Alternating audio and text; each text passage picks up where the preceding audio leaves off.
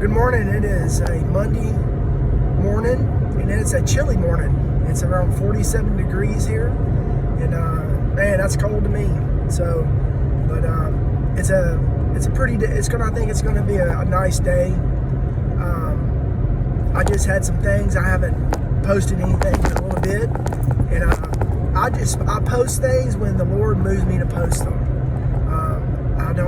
I'm not someone that's going to post something every day unless God is moving me to post it every day. But I'm sorry if you're looking for something every day. It's probably not. I'm not going to post something on YouTube every day. But yesterday we got to have our fellowship at the house, and if you don't know, if you haven't watched any of the other videos, and this might be your first video, I'm a pastor of a little house church, a little house gathering. We're also a part of another house gathering that the couple who opened their home up to their family and friends is someone that we got to disciple for 2.5 years, and they have opened their home up, and they attend our home fellowship, and we attend theirs, and we go to theirs on Thursday nights, and they come to ours Sunday afternoon around 3. And we're looking to just continue to do that, to keep discipling people to open up in their homes. And anyway, it's a pretty amazing concept. It's the early church concept. The first 300 years of Christianity is the way it came about. Is no one had a particular building or place they went to. They all gathered in homes, and once they got too big, they spread into other homes. And that's the way that the Lord moved me about a little over 5.5 years ago to do. So anyway, our fellowship yesterday, we've been going over the book of Romans, and I've been teaching it verse by verse and chapter by chapter, and I teach it in a setting where everyone can. It's beautiful. They can ask questions. We can stop. We can discuss things. We can pray about things, and or whatever. And it's just amazing to have that opportunity for someone to speak up if they need to speak up, because a lot of times you can't do that in a regular church setting. You have to wait till it's all over with, and then all the people get out, and you have to make an appointment, or maybe you have to work your way up to where the pastor's at. Anyway, the way we do it here is very easy and simple, and you get to see growth in each person very intimately. So, but we were going over Romans 4, chapter 4. Went over the whole chapter and talking about faith. The key word in chapter 4 is faith, and also promises, God's promises. And that's what I want to talk about real quick is faith and the promises of God. And Abraham's faith counted him as righteous because of what he believed in God. He believed God, and that counted for righteousness for Abraham. And because he believed God, what did he believe God? God told him to pack up. See, Abraham actually was from a pagan society, and God called him out of that pagan society to be the father of everyone who believes. Isn't that amazing?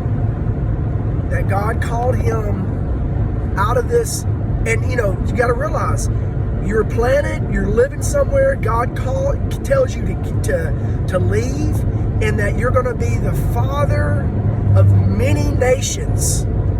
Not just one nation, not just Israel, but many nations. And it's to everyone who believes.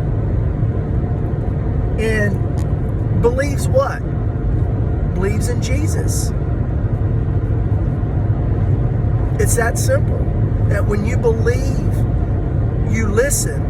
You now have ears. You have, instead of, 2 ears, you have 4 ears. You have 2 human ears, and you have 2 spiritual ears. You have 4 eyes. You have 2 regular human eyes, and then you have spiritual eyes. When we get saved, that's what happens. We are now open to the things of God. And now we are listening to what God is telling us. And Abraham listened, and Abraham obeyed. And a lot of times people talk about faith, and it's this faith that you have, and nothing comes with faith. Well, I always tell everybody when I teach the book of Romans that you always need to take the book of James with it. When you teach Romans, you need to break off and go read the book of James also. It puts it in perfect perspective of what believing is and what faith is. James 2, verses 21 through 24 talks about Abraham's faith and why God and what happened in Abraham and why God presented this to Abraham.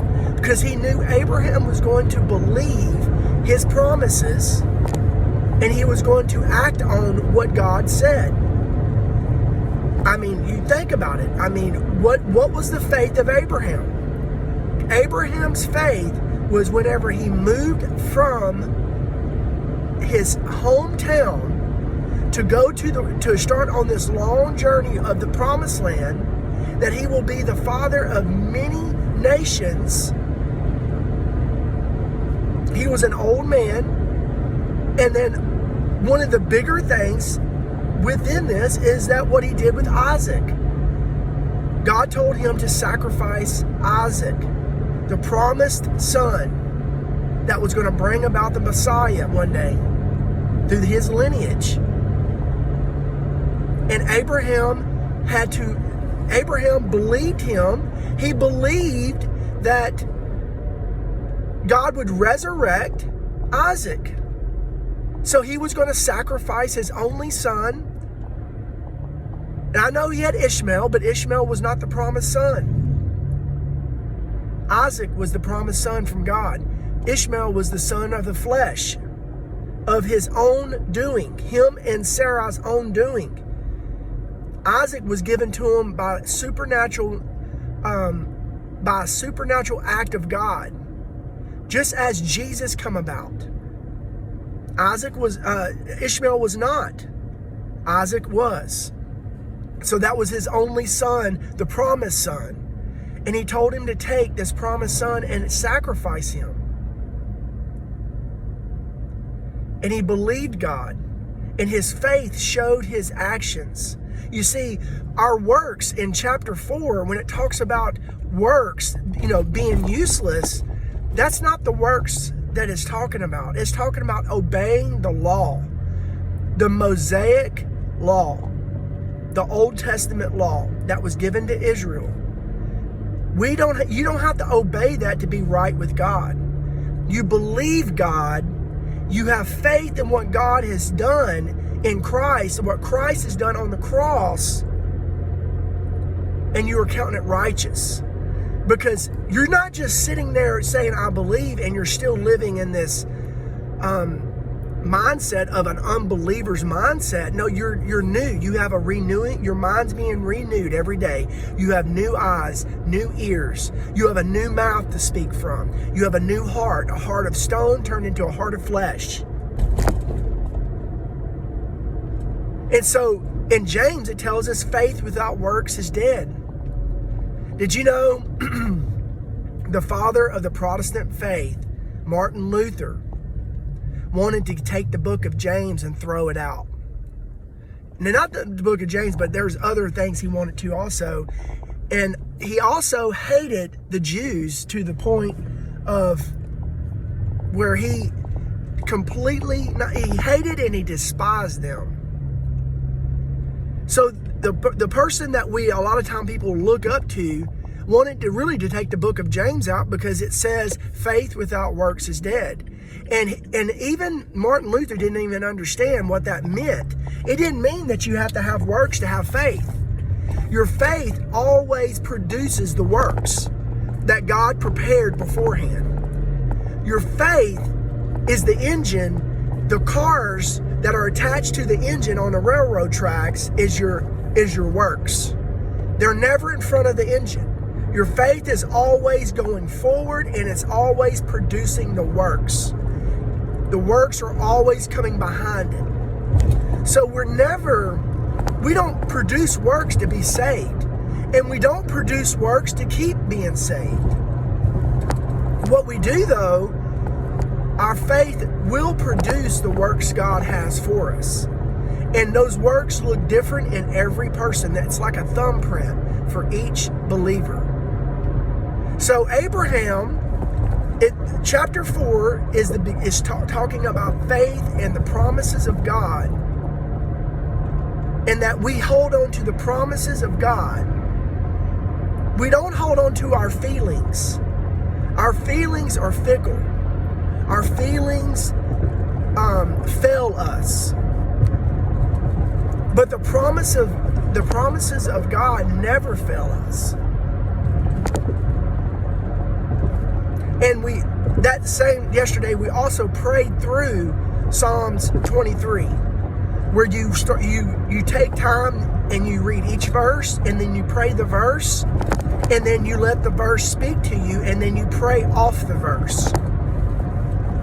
And Psalm 23, is a famous psalm. And when we're in the valley, when it talks about us being in the valley of the shadow of death, we should fear no evil, for he is with us. We are in the valley more than we are on the hilltops. That's my walk. And majority of the people I know are in the valley more than they're on the hilltops, on the mountaintops. And our walk is full of valleys and mountaintops. But I believe the valleys are longer than it is when we're on the mountaintop.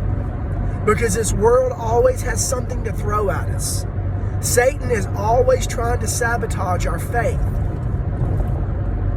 with suffering, with these things that are out there. These darts are always being cast out to us. And we have to have the full armor of God, Ephesians 6. So praying through that and talking about the valley, he is with us right there in the valley. Hey, we're not by ourselves in it. Even though it feels like it sometimes, we're not. We're never alone. And your faith really is propelled by believing God. And it doesn't say believed God. It's a present active state of believing God. You need to understand this. Your faith is not a one-time act that you did years ago. And then you're living in this world and you look like the world and you're doing you believe God every day for what you have.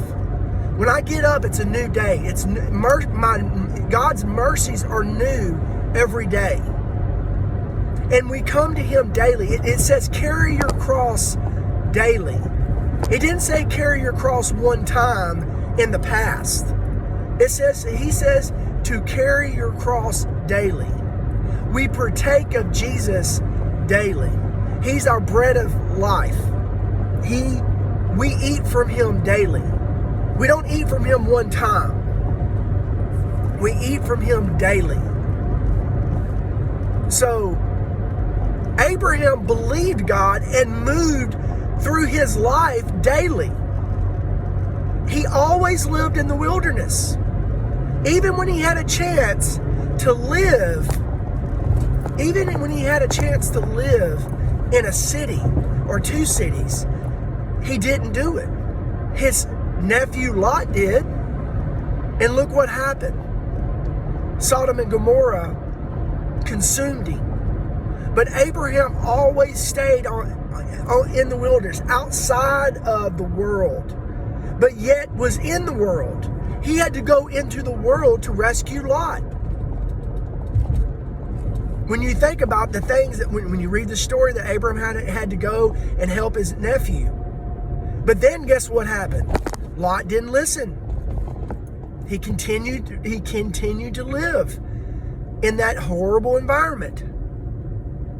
And he had to be rescued by God.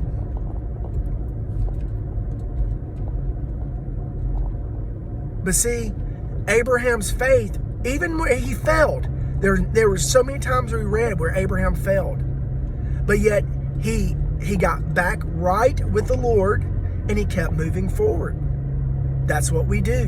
When we fail, we repent and we keep moving forward. We believe God every day of what he says. We hold on to his promises. We don't hold on to our feelings. If we hold on to our feelings, we completely fail.